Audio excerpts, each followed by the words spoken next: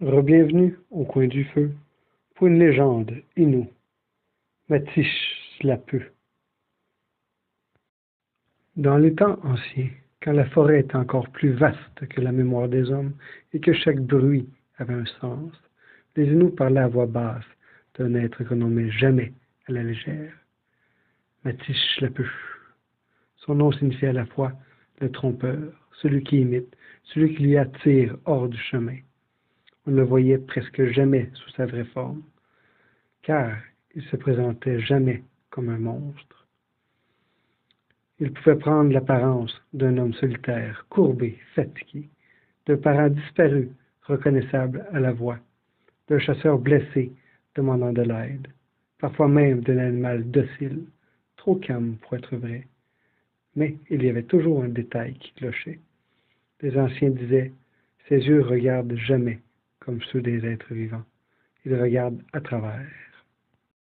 Un hiver, un jeune chasseur Innu suivait une piste d'orignal depuis des jours. Le froid mordait fort, la faim brouillait l'esprit. Au crépuscule, il entendit une voix derrière lui.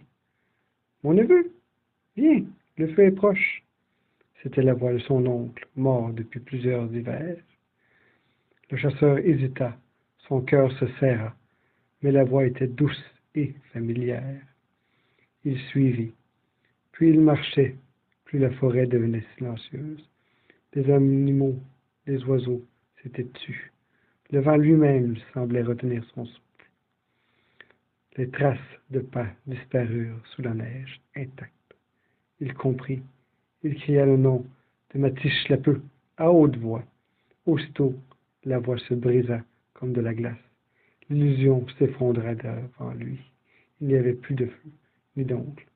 Seulement une clairière vide, glacée, où aucun humain n'avait jamais marché depuis longtemps. Le chasseur revint au camp, vivant, mais changé à tout jamais. Matiche-la-Peu ne tue pas toujours le corps, il préfère perdre l'esprit. Il pousse les humains à se séparer du groupe, à douter de leurs repères, à oublier les règles anciennes, à suivre l'émotion plutôt que l'écoute. Ceux qui le suivent trop longtemps deviennent silencieux, absents, comme s'ils n'étaient jamais tout à fait revenus. Les Inuits disent que certains errent encore, vivants mais déconnectés, parce qu'ils ont marché trop loin avec lui. Comment s'en protéger? Les anciens enseignaient plusieurs règles sacrées. Ne jamais répondre à une voix inconnue dans la forêt. Ne jamais suivre quelqu'un qui apparaît sans trace. Toujours nommer les esprits à haute voix quand on doute. Écouter le territoire autant que ses propres pensées. Et surtout, si la forêt devient trop calme, ce n'est pas un cadeau, c'est un avertissement. Matiche-la-Peu n'est ni totalement mauvais, ni totalement bon. Il est la personnification du déséquilibre intérieur. Quand l'humain oublie le collectif, laisse la peur ou le désir guider ses pas, se croit plus fort que le territoire, alors Matiche-la-Peu devient visible. Les anciens disaient, il n'entre pas dans ton esprit, il marche là où ton esprit a déjà laissé une porte ouverte. Cette légende enseigne que la forêt réagit à l'état intérieur de l'humain. La solitude prolongée affaiblit le jugement. La mémoire des ancêtres doit guider, pas séduire. Le territoire n'est jamais neutre, il observe.